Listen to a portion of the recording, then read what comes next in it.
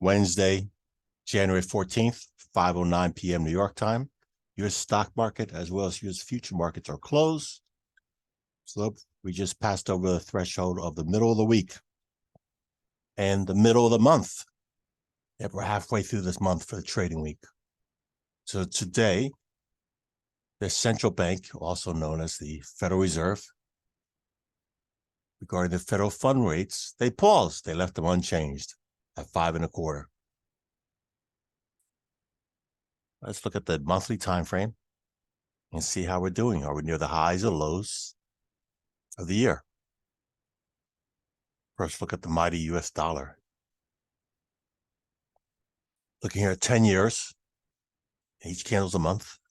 So the current candle, which is not done yet, it's a yellow candle. It's an inside candle.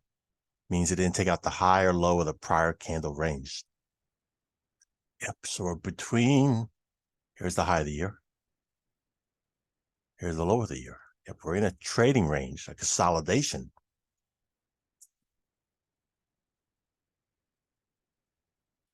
Now the 10-year yield, also, it's an consolidation. There's the high for the year, the low for the year. It did break above the high of last month. So we have a trend up, retracing this big down month. The 10-year yield. There's several other yields, but I'm going over the 10-year here. So typically, when you have yields go higher, that has interest rates go higher, well, the Fed already did its decision, but the market's still showing reflection here. They're still concerned that the interest rates would be raised in the near future. This goes higher, typically strengthens the US dollar, and commodities are priced in US dollar. So that typically pushes commodity prices lower, helping with inflation, to keep inflation down, keep costs of goods lower in the United States. Let's go look at the major currencies in the US dollar index. The biggest one, the one that weighs the most, meaning representing the largest percentage of the US dollar, is the euro. Here's the euro the past 10 years. Current month, inside candle, just like the US dollar. Yep, it's in a big consolidation here, the euro. Japanese yen, near the lows of the year, still inside the range of last month, but the trend is down. Yeah, looking here, again, euro tight consolidation. Yen trending down. That being said, Japanese yen is one of 3 safe haven currencies referred to. So it's a consolidation, breakdown consolidation. What is it doing? Make a staircase pattern lower low. Watch that break. If we break below the low of last month, what is a new low for the year?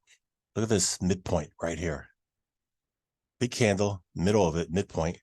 That's a potential where we're going down to. Well, if you're an investor or trader, you might be able to understand what I'm saying here. You can make money on the downside. You can trade bearish. What's the trend? Bearish, yeah.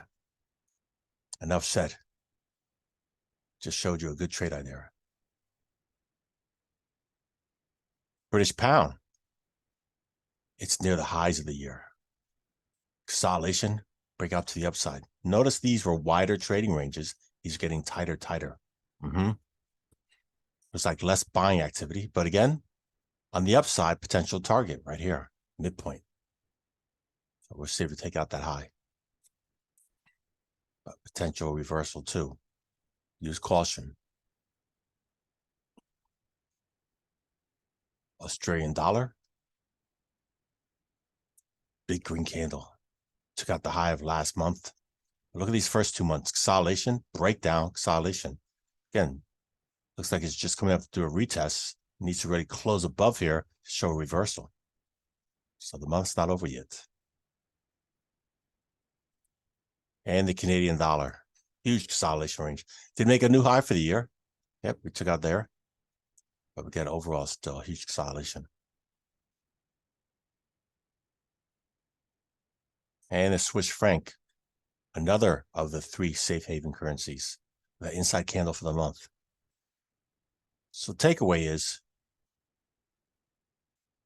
for this month, because we're in the middle of the month, we haven't had that much volatility in currencies compared to prior months.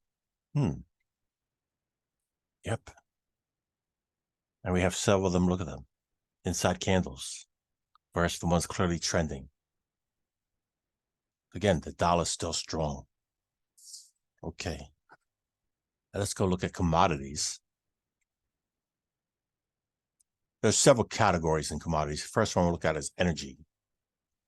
And the two main energy products we'll look at is crude oil and natural gas. I did share this as a trade idea past days to my Patreon members. They were bullish trade ideas, and our positions are doing very well. So here we are looking at the past 10 years of crude oil. Current month, inside candle, close to the low of the year. Still consolidation here, but small trading range. Look at that. Midpoint. Massive demand zone buyers have been stepping in there. I'm bullish bias. I'm in bullish positions with options.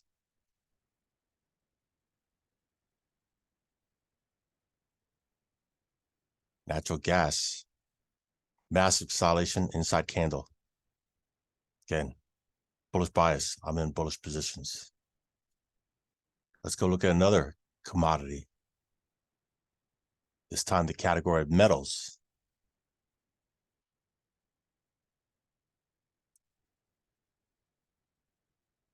Gold, inside candle for the month. Yep. Interesting. Why I say that is because there's a lot of price activity, fast price the past few days, but not enough to have these candles already breaking out the midpoint. Breaking out the high and low. So gold, still bearish. Small trading range and potential coming down, test this midpoint. On a retest down here, one should be looking for potential buying areas if it does acceleration reversal off of it, using the faster time frames. Silver, same thing. Inside candle, small trading range. There we go. Platinum. Oh, took out the low of the year. So, the low of last month. Yep, the trend is down. And copper. The past 5 years. With this, let's try to put this on the past 10 years.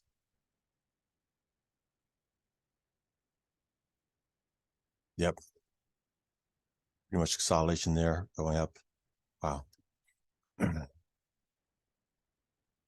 Inside candle for the month for copper. Okay. And let's look at another commodity category, agricultural grains and livestock, the stuff you eat. Corn. Okay, here we go. Past 10 years. The high of the year, the low of the year, and corn is coming off the low of the year, trending up during retracement. So one could consider trading bullish here because the momentum's to the upside. Use caution or see where it's going to go. But wow, this big retest took out this swing low from last year, and then it reversed.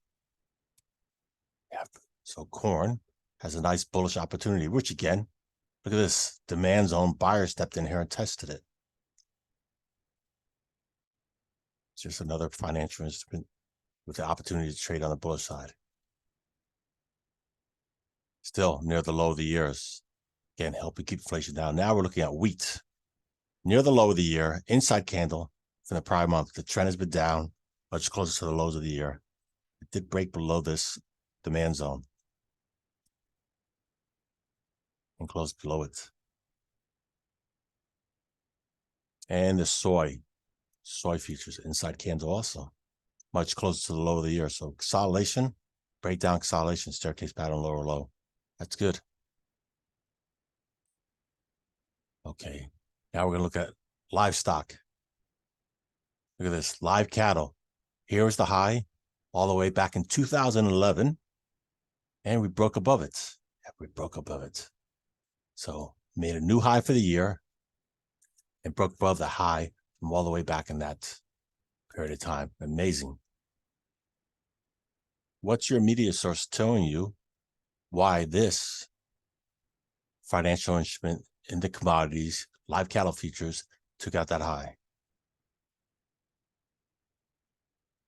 I'm not going to share that with you. You could do that research. Hopefully you use the right sources to verify, not some opinion of a cable station. Feeder cattle, just like it sounds. This cattle, these futures contracts, is feeder cattle used to feed other animals. Yeah. New high for the year.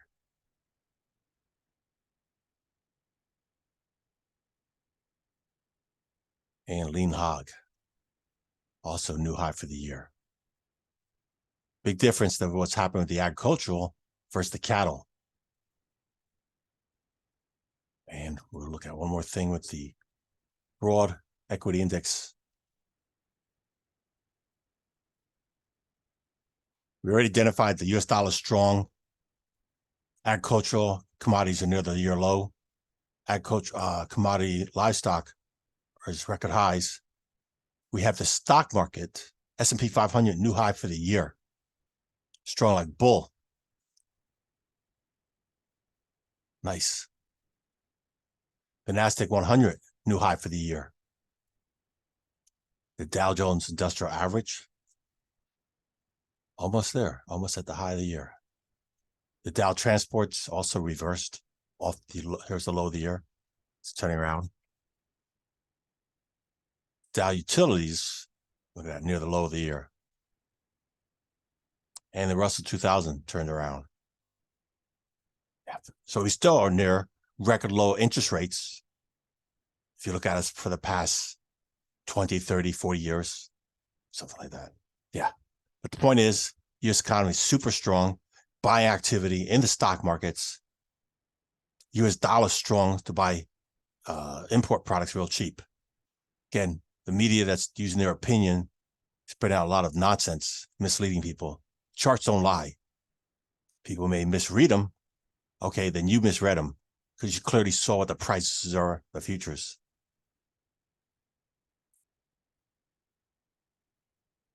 Thanks for watching.